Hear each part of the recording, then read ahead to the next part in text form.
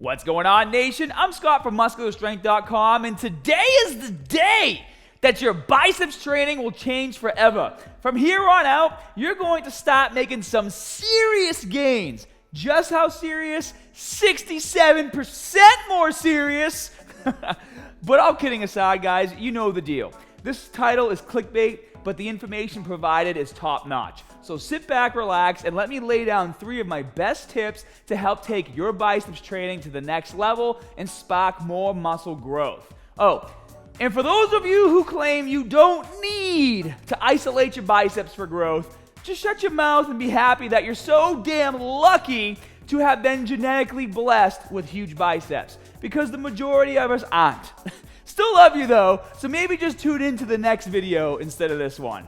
Tip number 1 is less volume and more frequency. This tip is probably the most important tip out of the 3.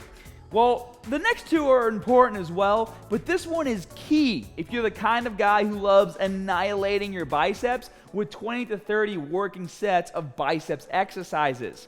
Listen, the only thing you're achieving by taking your biceps past failure, set after set, is impeding your muscle's ability to recover and rebuild. Let me explain. If you destroy your biceps with 5 to 7 different exercises, and then you're sore for 3 to 4 days straight, you end up training your biceps only once a week. Sound familiar? This way of training holds you back because to see fast growth, you need to train the same body parts at least twice a week. Also, think about how this could impact your other pull movements as well. For example, I doubt you'll be able to train your back multiple times a week if your biceps are too sore to train. Or if anything, you won't be able to lift as much weight with your back exercises as you normally do. The key to growth is volume over time, and by time, I don't mean 3 hours in the gym, guys. I mean over the course of the week. If you missed my video, Biceps, the only 2 exercises you need for growth, I'll link to it for you in the end screens, but you can essentially take that workout and apply it to your training twice or even 3 times a week, and you'll see more growth than an 8-hour arm routine. But if you're going to do that workout multiple times a week, I'd make a few adjustments first. Exercise 1 is a standing barbell curl. I'd have you do 5 sets of 6 to 8 reps, resting only about 90 seconds between your sets. And exercise 2 is an incline dumbbell curl. And for this one, you'd be doing 4 sets of 8 to 10 repetitions, only resting about 30 to 60 seconds between sets. I know it's going to be hard, guys, but trust me, this will work. You just have to put the time in, and the explanation is rather simple. Protein synthesis only occurs for 24 to 48 hours after your training sessions. Therefore, if you're only training your biceps once a week, no matter how hard you train them, you're still only going to be able to grow 2 out of the 7 days of the week. So, by training your biceps twice or even 3 times a week, you're going to be growing every minute of every day the entire week. Tip number 2, make every pound count. Now, let me know if this sounds familiar. You constantly see dudes in the gym swinging 70-pound dumbbells around as if they think they're curling with proper form. They might look huge, but they usually fall into one of 2 categories if they do. Number 1, juice heads who will grow no matter what they're doing as long as they eat and train. And the second category is those genetically gifted people I told to shut their mouths in the beginning of the video because they've had big biceps ever since they've started lifting. They've been blessed with amazing biceps genetics. That doesn't sound like you, certainly not the case for me.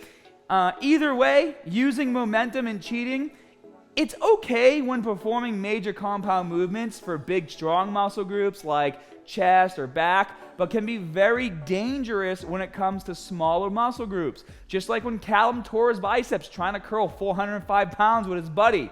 It's dangerous, guys. And yes, I know I have a program called Cheat and Recover, but the cheat reps I demonstrate for biceps still allow you to maintain control over what you're doing.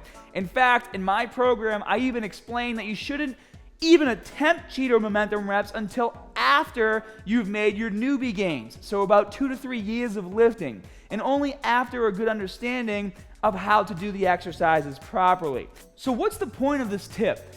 Well, the point is that you need to focus on full range of motion, and that requires using weight that you can handle and curl all the way up to the top, and then fully extend at the bottom and repeat for reps. Keep your core tight, retract your shoulder blades, and keep those elbows in front of your hips the entire set. No half reps, no core to lockout bullshit at the bottom. Fully extend and get the work done. And now before we get to tip number 3, if you're enjoying this series, let me know by tapping that like button. And if you want to make sure you don't miss the next video, guys, all you have to do is subscribe and turn on video notifications. And the third and final tip is sneak some biceps training into your back workouts. Now, this tip applies to whatever workout program you're currently following, whether it's a push-pull legs, a full body program, upper lower, or whatever. By making some slight adjustments to your back training, you can incorporate more biceps activation, which over time will help you sneak in more workload and help you build more muscle.